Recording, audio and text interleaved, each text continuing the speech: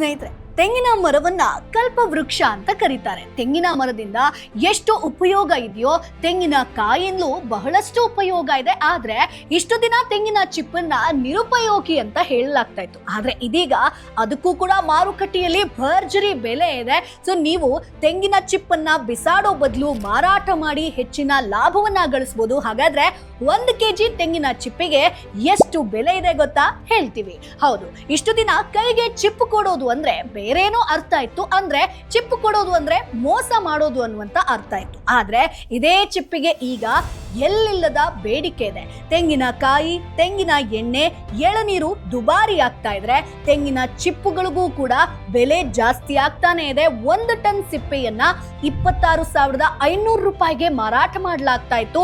ಹಿಂದಿನ ವರ್ಷಗಳಲ್ಲಿ ಪ್ರತಿ ಟನ್ಗೆ 7,000ದಿಂದ 8,000 ರೂಪಾಯಿ ಬೆಲೆ ಇತ್ತು ಸ್ನೇಹಿತರೆ.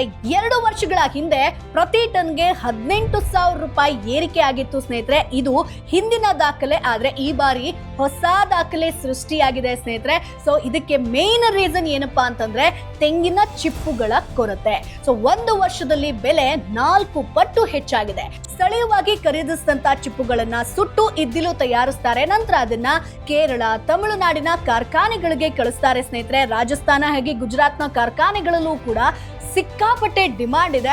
ಇದ್ದಿಲನ್ನ ಮುಖ್ಯವಾಗಿ ಇಂಗಾಲ ಉತ್ಪಾದನಾ ವಲಯದಲ್ಲಿ ಬಳಸ್ತಾರೆ. ಇದನ್ನ ಸೌಂದರ್ಯ ವರ್ಧಕ ಆಗಿರ್ಬೋದು, ಫೇಸ್ ಕ್ರೀಮ್ ಆಗಿರ್ಬೋದು, ವಾಟರ್ ಪೇಂಟ್ ತಯಾರಿಕೆಯಲ್ಲೂ ಕೂಡ ಹೇರಳವಾಗಿ ಬಳಸ್ತಾರೆ. ಅಷ್ಟೇ ಅಲ್ಲ, ಈ ತೆಂಗಿನ ಚಿಪ್ಪುಗಳಿಂದ ಬಟ್ಟಲು ಆಗಿರ್ಬೋದು, ಚಮಚ ಆಗಿರ್ಬೋದು, ದೀಪ ಆಗಿರ್ಬೋದು, ಆಭರಣ ಆಗಿರ್ಬೋದು, ಕಪ್ಪುಗಳನ್ನ ಕೂಡ ಇತ್ತೀಚೆಗೆ ತಯಾರಿಸ್ತಾರೆ. ತೆಂಗಿನ ಚಿಪ್ಪುಗಳಿಗೆ ಸಿಕ್ಕಾಪಟ್ಟೆ ಬೇಡಿಕೆ ಇದೆ. ಸೊ ಆನ್ಲೈನ್ ನಲ್ಲಿ ನಾವು ತೆಂಗಿನ ಚಿಪ್ಪನ್ನ ಖರೀದಿ ಮಾಡ್ತೀವಿ ಅಂತಂದ್ರೆ 300ರಿಂದ 1,000 ರೂಪಾಯಿ ತನಕ ಬೆಲೆ ಇದೆ.